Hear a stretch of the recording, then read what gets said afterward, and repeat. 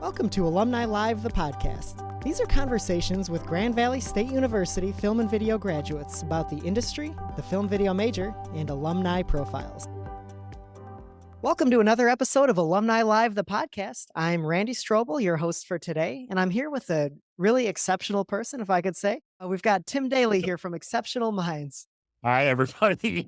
Thank you for the pun, Randy. I'm sure they'll become all interview. So what is Exceptional Minds? Let's tell the folks at home. So Exceptional Minds is a school for students on the autism spectrum to learn and study the digital arts. What our company does actually is we provide a complete pipeline for students. You can be as young as 14 years old, but you can be from that age and you can go into adult 35 years old, learn about these specific computer arts for the first time. And then what we do here is we have a 3-year program that helps you develop a portfolio specifically in your chosen field of the digital arts, whether it be visual effects, 2D animation, 3D animation. We cover a wide variety of these digital arts. So somebody who's looking to get involved at Exceptional Minds for the first time, they might start off with us in some part-time workshops that are devoted to these specific areas to get a feel for them. And then if they really enjoy explore even further in the full-time program that I just mentioned. During our full-time program, we offer career services support where we have dedicated industry partners that help students on the spectrum specifically secure jobs and internships. So while we can never guarantee placement, our job as a company is to help these students specifically build their portfolios to the best degree that it can be in order to help them secure those opportunities out there. So these different types of opportunities. So you might have something like a mentorship, internship, some freelance work. And so we help the students develop those skills necessary to be competitive in that field. And even after they graduate, we still provide additional services. And we also have a dedicated animation studio where students can go and work on a freelance basis after they graduate if their portfolio is showing these skills. Our company provides this huge opportunity for students on the autism spectrum to develop those skills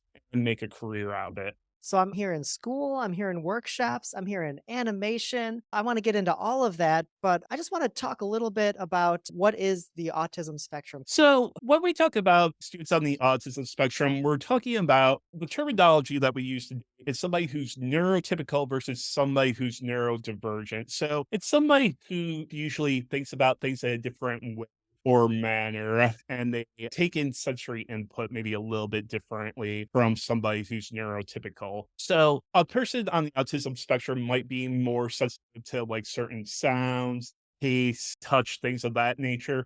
But something to remember about autism specifically is that it's a spectrum. So when you've met one person with autism, you've met one person with autism. Some people are very lowly affected, need minimal support.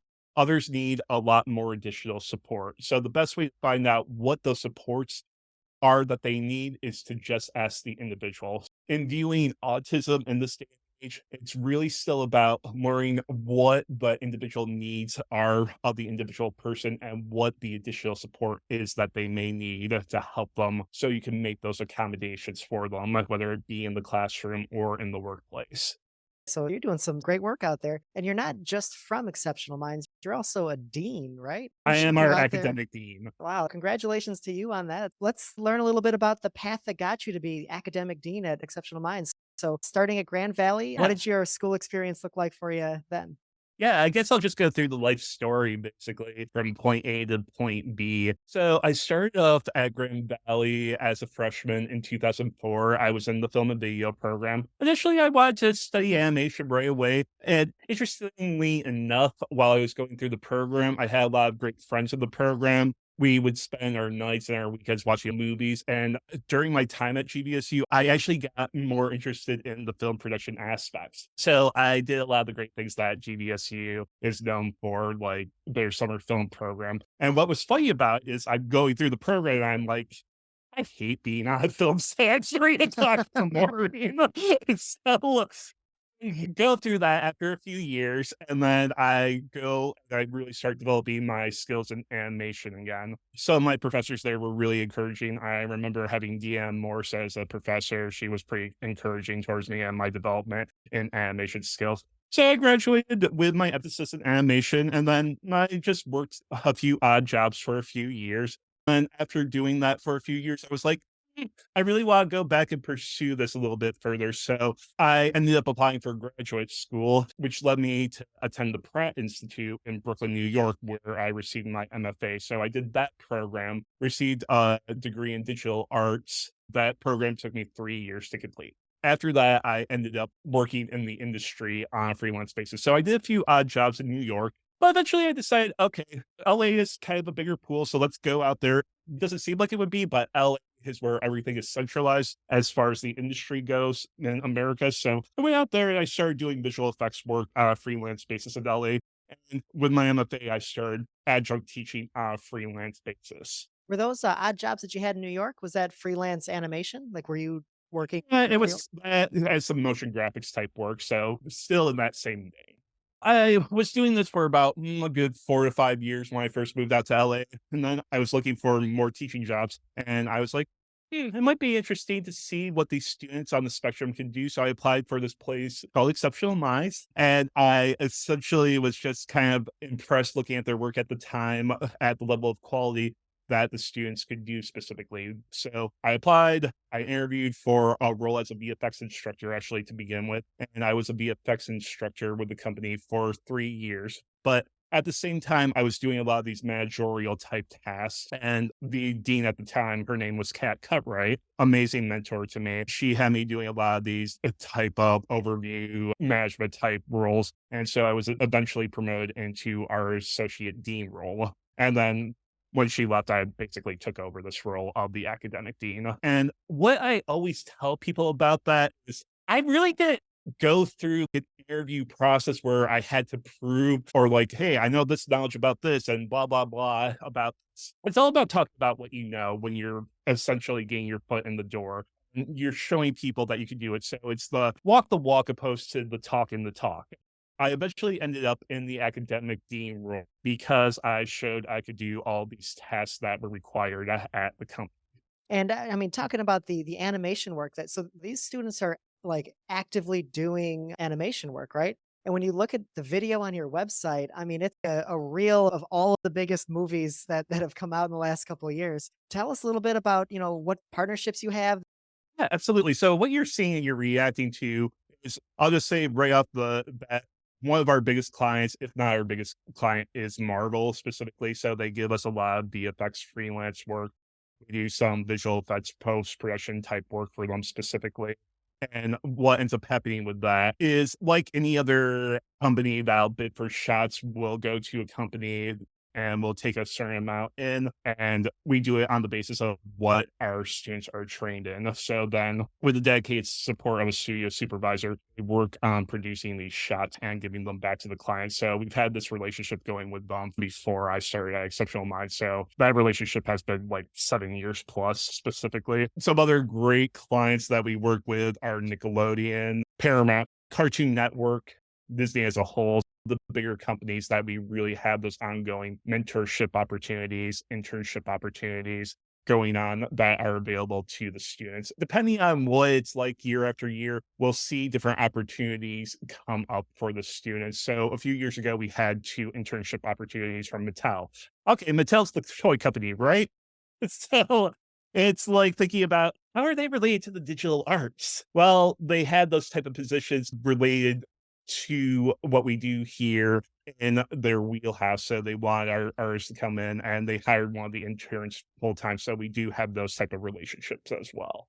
I mean, and you've got some incredible stats for your graduation numbers are up in the 90s. You've got students going out to work. What advice do you have for the students listening to this? So, Grand Valley students trying to work on some of those big movies that you've got relationships. What does the animation VFX industry look like for students coming out of college?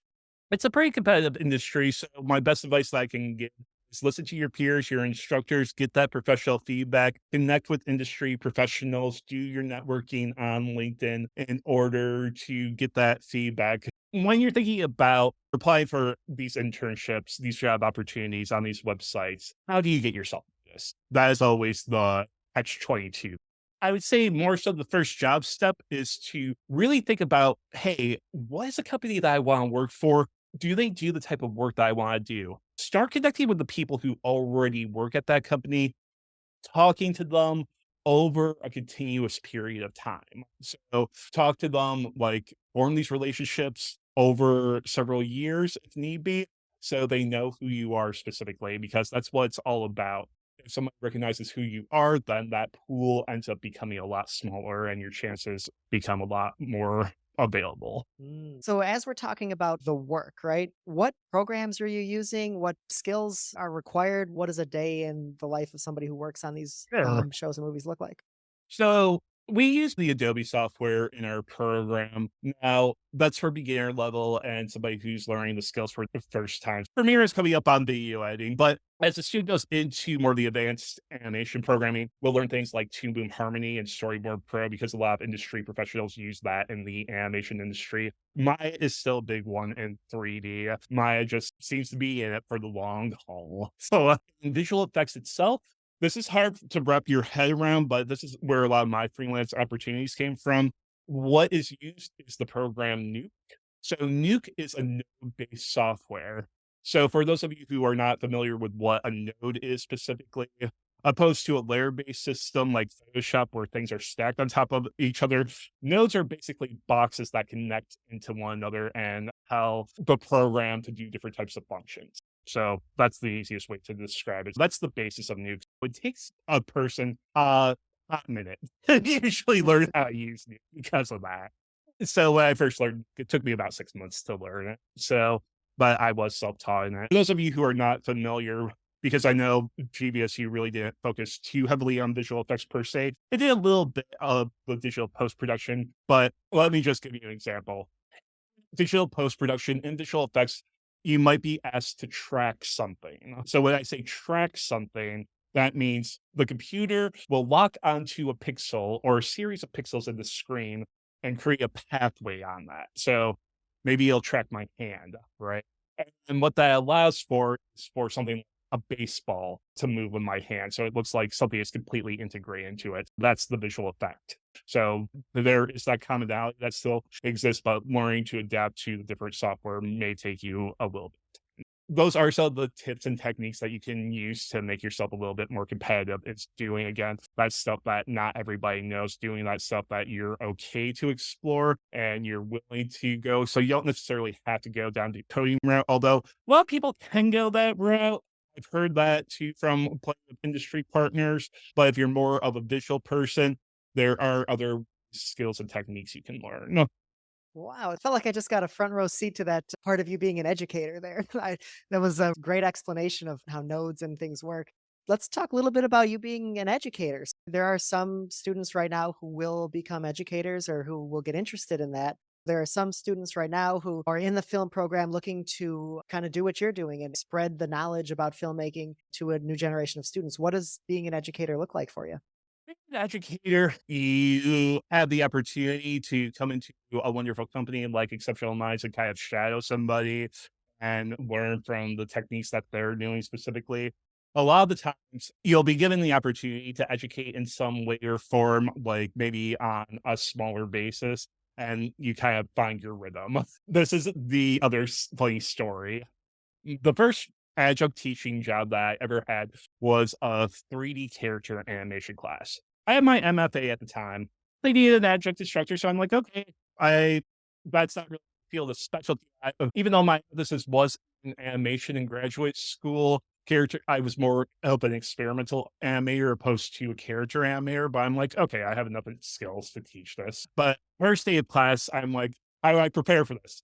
Okay, I'm going to write out this entire lecture and like read it verbatim. The reason I laugh is because I look back at that because of your nerves, you use some type of methodology like that to make yourself less nervous. But eventually, you just have to go through the process of doing it again and again to get yourself into the rhythm. Remember how I said it's about what you know and just being comfortable with that? That's how you get comfortable in the teaching style. You just do it again and again. And eventually, you don't need even the lecture notes. You just know everything by heart and you talk in your way where you're very comfortable with it and people respond to you. So I actually never read my reviews from that first class that I took because it's like 5 years later, you're like, I'd be curious now to see what they said at the time because I did get some positive feedback in that class. So some people do like that style, but essentially the point is it's just about doing it again and again and getting comfortable with it so you find your rhythm. Like if you're naturally comfortable with public speaking, then just keep on doing what you're doing. But if you're not comfortable with public speaking, then use these tools to help make it easier on yourself. And then once you start knowing what you know, then at least in my case, I found I became a lot more comfortable in that way and aspect. So it's practice, practice, practice, essentially. Well, and I think there's a good lesson in there too, just for anybody in those first couple years after you graduate of just you're going to be in situations that you weren't necessarily trained for. Were there skills that you learned at Grand Valley that helped you say, I think I can do that. I think I can figure this out? So what I got most out of Grand Valley was creating a great community of people that I could talk to about situations and problems that I ran into. So think about public speaking, for example. I could think of like, did I take any classes in public speaking at Grand Valley? Yeah, I did. I mean, that definitely helps. But the real skills really come from putting yourself out there, essentially putting yourself in those uncomfortable situations, those unfamiliar things that you might not necessarily be okay with doing at first, and just seeing how it is. I mean, the best advice is be okay with being uncomfortable. Yeah, like those times where you were on set and you decided it wasn't for you. I mean, you still stuck it out at those 3 a.m. shoots for a bit, right? Exactly. That's what college is for, like looking back specifically, because you find like what you are most comfortable with. And if you don't like a particular situation, that's okay. What we like to say also is this idea of fail faster because you learn from failure. You learn about things that you don't like and things that you essentially aren't good at or things that you want to further develop. And the more and more you do it, essentially, either you become more comfortable with it and you develop a skill in it, or you move on to something else that you are more passionate about. That is a great lesson. I feel like I just learned something there too. Going back to exceptional minds, the spectrum is a really important part of what you do there. What is it about animation, autism? Why is that the connection that everybody made there? Everybody has recently been asking me that. I want to say that's more like a human psychology question because there is something really appealing about the animated form. Maybe it's because you're putting yourself into situations that are so fantastical and impossible. And there's something about being out of the ordinary in animation. So something becomes this very fantastical event. There might be reasons behind it in the sense of society doesn't accept, but maybe this other world will accept me. I think a lot of us in filmmaking relate to that, even if we're not on the spectrum or don't know that we are. More than likely, a lot of people who you interact with in the arts more than likely met people who are on the spectrum and they either just don't disclose or don't identify. Some people don't get diagnosed until later in life. In my opinion, it's out there a lot more than we vocalize it being there. But like anything that there's a social signal, it's up to the individual to specifically whether or not they are on the spectrum or not, because it's about their own personal life journey and what their goals are for themselves. Certainly. And I imagine some of the people listening to this could be on the spectrum looking for some connection, some community. There's a lot of hope in exceptional minds. Can you just talk to us about creating that community, that sense of hope?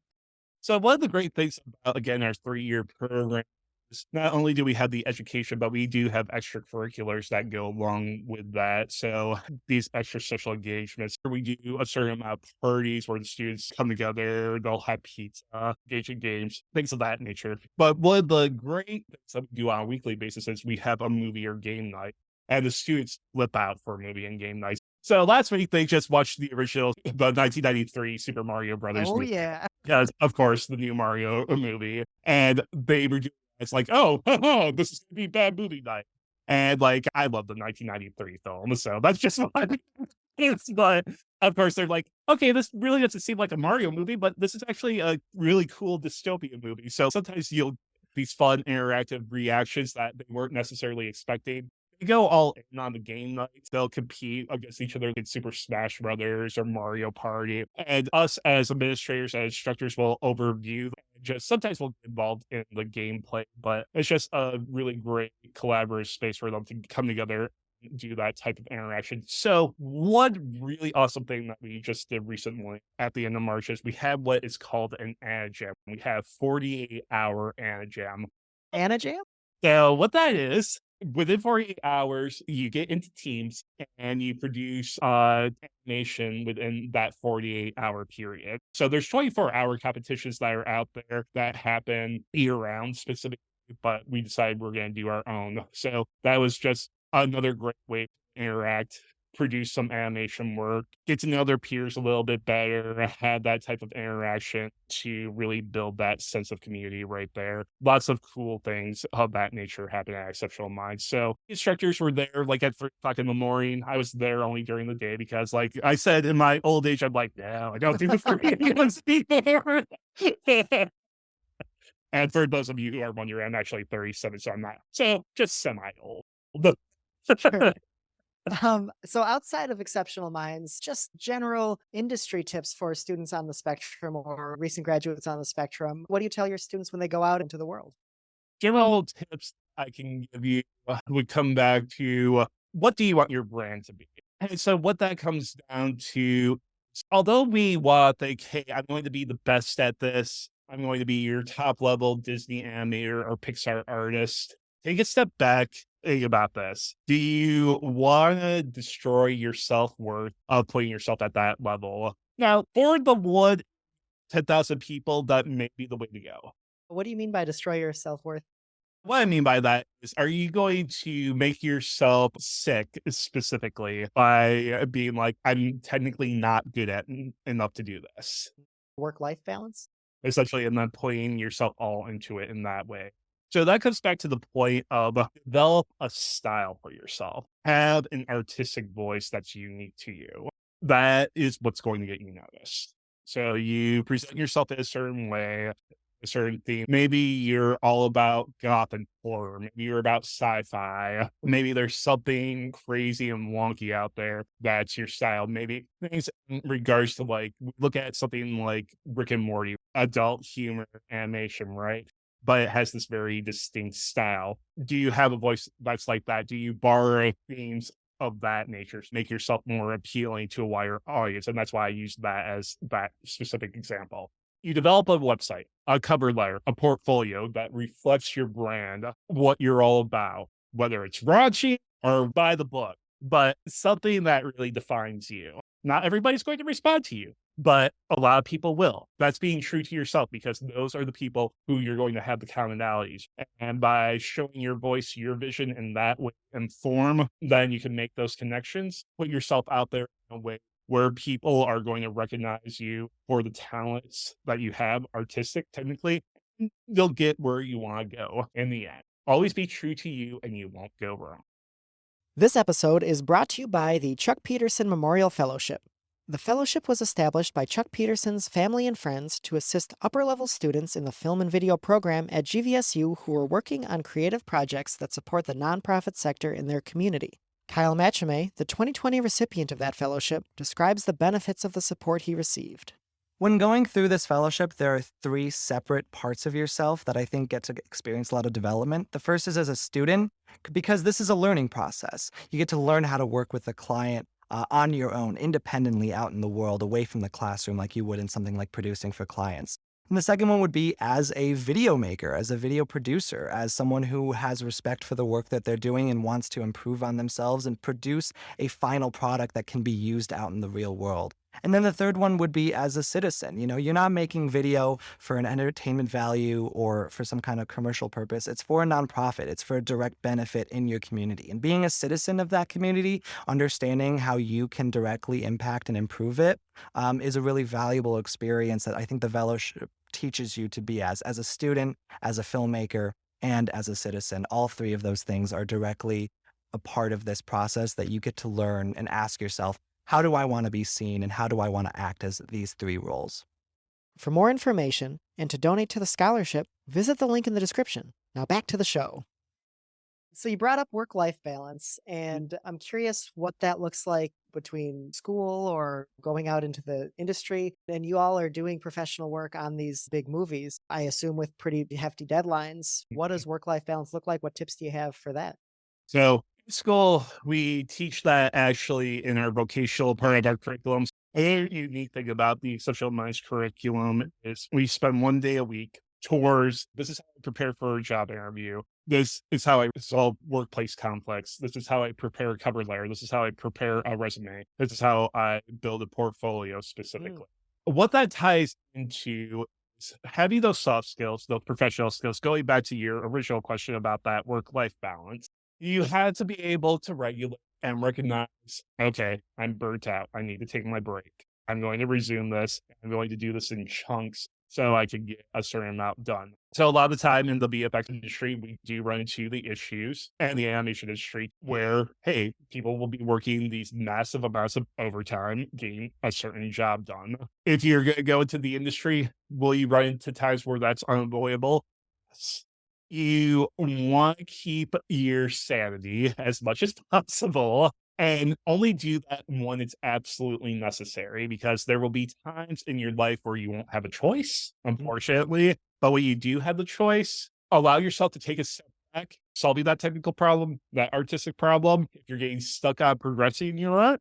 Give it a few days, come back to it, look at it from a different perspective so you can keep moving along. Yeah. So ultimately, in the end, maintain work life balance when you're a company breathing down at you saying, like, hey, we have a deadline at 5 o'clock tomorrow. At that point, you're going to have to stay overnight. That's just the reality of this industry. Now, when that's not happening, though, take time to learn, ramp yourself up, and develop those additional skills because there will be those downtimes. certainly. What does that look like for people who are neurodivergent? Is that the same process?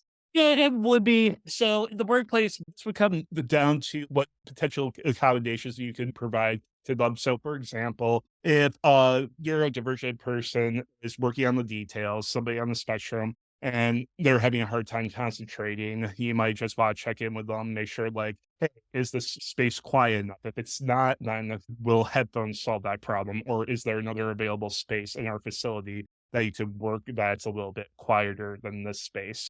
Those are small things, but things that can really help a person concentrate and get the work done that they need to get done. Very good. Since 2004, you've been doing animation, you've been doing special effects work. How have you seen technology change, techniques change in your career?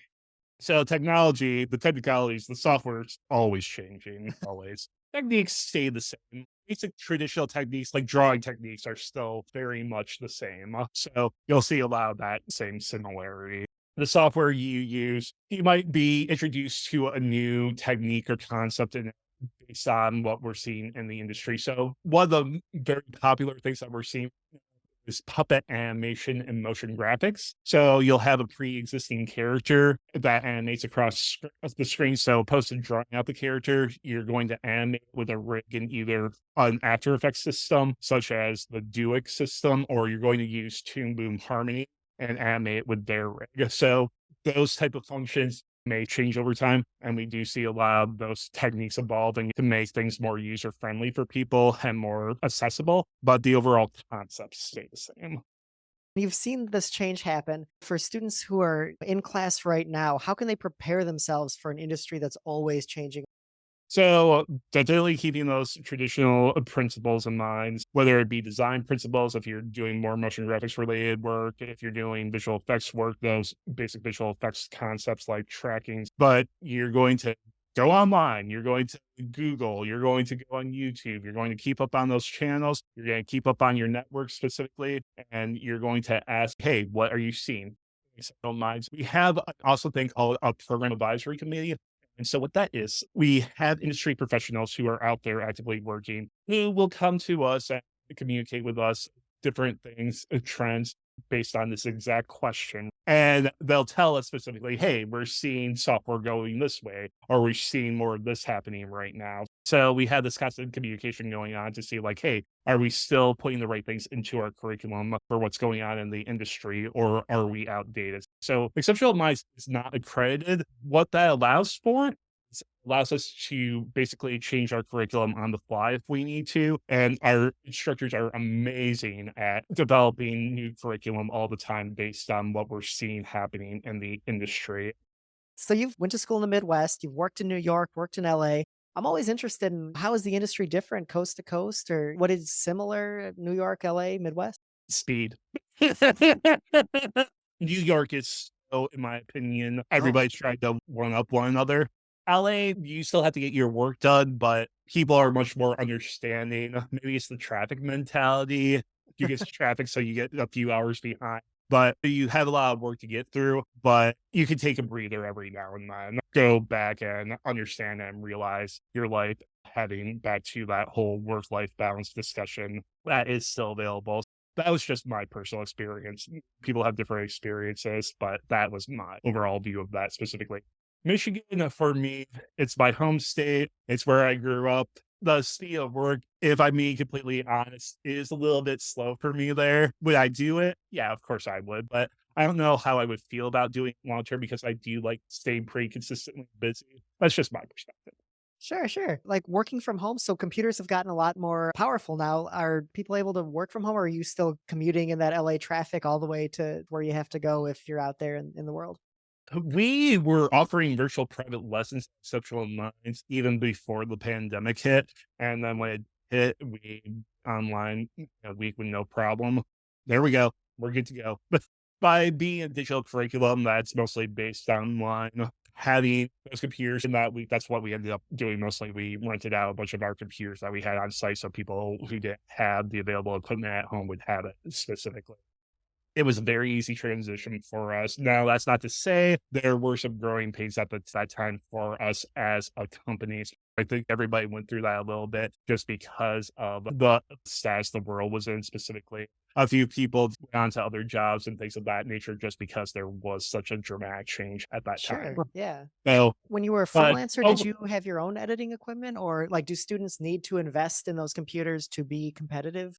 okay, a student should have at least a medium grade computer to be competitive. It doesn't have to be a fancy $3,000 machine, but it should be something that has a decent amount of RAM. So in this day and age, something that's like 16 gigabytes. If you're doing 3D, things like the Adobe Suite, like Nuke, you can get non-commercial versions of it and practice on it if you're building your portfolio. So software is really not an issue for us. It really never has been because the companies basically are like, yeah, we'll absolutely help you out. And we're like, oh, you're so awesome. You're so great. Thank you for doing this for us. And when we eventually came back in person, specifically, depending on the year and what's the our donations, our budget, if we're talking about the company as a whole, that's when our equipment gets upgrades. But we do the best we can to keep pretty current so our students can keep up and be competitive in the industry. So, and we're always actively looking at that. One of the things that we definitely use is a bunch of Wacom equipment. So we have a bunch of tablets and Cintiq specifically that the students use in the classroom that are available to them on site. So that was a little bit of a struggle during COVID, but they were able to check out the tablets. I mean, there are certain things like having and the instructors being able to look over you directly, give that direct one-on-one support, do a little bit of that hand holding when needed in person. That is more viable when the students are on site opposed to being remote. So there were positives to being online, but also part of our workshops are always online too. In fact, we have summer workshops coming up. The majority of them will still be online this year, and that's a great way to get involved with Exceptional Minds programming specifically for the first time if you're interested at all. So do a combination of both of them and continue to expand into this online realm. We have a really great in-person presence. It's a combination of both these days. Right. I think we see that a lot across the industry for sure. What are you working on right now? I mean, what are the big projects? Can you even talk about them? Do you have just like NDAs across the whole spectrum? Yeah, that I can't talk about specifically. I can say, yeah, we're definitely working on some Marvel stuff. I can't tell you the titles. Can you tell me what that work looks like? What are the jobs your students are helping? What do you see up on the screen? Yeah, so if you're talking about visual effects, you're actually not going to see it because part of the thing with visual effects, they're what we call visible effects. Often you won't know something has changed. So while they may do a green screen replacement background, like I have in my background right here, I know this is a podcast, but for those of you at home, I have my Exceptional Minds logo on in the background, which is a form of green screen essentially. But if there's like a wire in the shot or a boom mic, so our artists will go through a series of those shots and they'll remove those and make those better. Those would be the invisible types of visual effects. So something that might be more concrete, we've done some work for Sesame Street. And so there you might see something that's a little bit more visually concrete because you're seeing some of the actual animation come to life. So that would be something that's very visually apparent. But if you're looking to see, hey, the exceptional advice that do work on this, read the end credits of the movie basically to see who all the visual effects artists were. Right, right. And so people are doing everything from just removing one little wire to creating a whole dragon, right? It's like across the visual effects is everything now. Yeah. Oh man. My brain is spinning. Like, this is so interesting to me. Is there anything about Exceptional Minds that you want to talk about, or about your career, about being, an educator, a filmmaker that you want to touch on that we didn't ask about? You've covered a lot of great questions, I think, today, just naturally through our discussion specifically. But yeah, you talked about this early on. It's really remembering just because somebody is on the spectrum doesn't mean that they can't do a job, a function, or anything like that. It's really the antithesis of that. Sometimes need extra support in these very minor ways and fashions, usually to help them be the most successful that they can be. Because if we're looking at it from the scientific perspective, from the reading that I've done, what happens the brain when a person has autism specifically is extra neurons or extra pathways will go off specifically. So it's basically an information overload a little. So that's kind of a way to think about it. What the accommodations do is it helps that refocusing happen. And that's why I come back to that point of when you've met one person with autism, you've met one person with autism, because the human brain is so unique and so complex. Everybody reacts to something different. Now, people who have high levels of anxiety and sometimes ADHD will also we'll see those commonalities for people who end up being on the spectrum. So there are those commonalities that still exist. But ultimately, you should just always ask yourself, or employers should ask themselves specifically, can this person just do the job that's out there? Can they do what's in front of them? And that's what it's all about, just like everybody else. Do you see those accommodations and support happening out in the world? It's happening more and more these days. That's something that we have constant discussions with the different employers about, is providing the support. And we see a lot more companies who have a lot more of these neurodiverse initiatives popping up. So this is a great time, but this is the most available time in the history since I've been alive, where if you're going to disclose and you're questioning about disclosing whether or not, and that would give which could actually. Those possibilities do exist. Now, it could do the opposite too, but I feel like in this day and age, people have a little bit of a better understanding of autism, where that stigma isn't as high right now, but it does still exist to a degree. So we're kind of walking this fine line right now. We're kind of like at this really borderline stage of acceptance slash having this stigma like, oh, this is a Rain Man who doesn't understand what I'm saying. Sure, sure. And we're recording this So, in Autism Awareness Month, which even the fact that it exists hopefully shows that society as a whole is becoming more understanding and accepting. Yeah. I mean, and some people will need higher support. So it's not always the case. And that's again coming back to that idea of you just have to take the time to interact with everybody on an individual basis to get to know their story and what they're about. Hey, you're doing a great work out at Exceptional Minds. Hey, in the video on your website, notice one of the parents that are interviewed is somebody who we mostly know as an actor. Is that Jamie Lee Curtis? Does she have a student there? That's really funny because that video was made before I actually started there. So she was our graduation speaker, I believe, the year before I came to Exceptional Minds. Yeah, she gave the graduation speech. So we usually get like a celebrity. Year after year, we have a lot of different amazing people like that who potentially come in. There are two students right now who I can actively think of who actually have celebrity parents ever most Oh, recent. wow. Do you want to do some name dropping? No, I can't do that. But We'll leave that to the listener's no, imagination. that's the funny thing about LA because, like, the celebrity thing happens every now and then, and it's just kind of like, oh, sometimes you'll be starstruck, and then other times it's like, oh, yeah, it's LA, so it's expected. So Sure. You got a lot to be proud of. I always like to end the podcast with something that you're, a problem that you've solved, something that you're really most proud of, or something that pops into your head, something that you overcame or solved. Do you have any good stories to sign us off on? This is where being a teacher comes back into place because, I am the academic dean. At my core, I love to teach, even though I tell you these stories of how I was terrified at first. It is that gratification that the students, well, that's what it comes down to. As an educator, specifically when I taught new visual effects, it's when they had that aha moment and I saw, okay, they got it now and they can create this amazing world projects that always made me feel incredible. Now it's like, you're getting your demo reel done. It's at the pristine stage that it needs to be. Awesome. You can be competitive in the industry now. Go out there, make us proud in the world. So that's the most fulfilling thing for me. That's great. Well, Tim Dailey from Exceptional Minds, the academic dean of Exceptional Minds. Thank you so much for hanging out here on Alumni Live. Absolutely. Thanks, Randy. Thank you for joining us for this episode of Alumni Live, the podcast. Subscribe to our podcast to hear more from our alumni across the industry. Check out Alumni Live on Facebook, Instagram, and YouTube for more conversations and networking. Let us know what topics you want to hear our alumni talk about. The Grand Valley State University Film Video Alumni Network is here for you, and we're glad that you're here. Thank you for listening.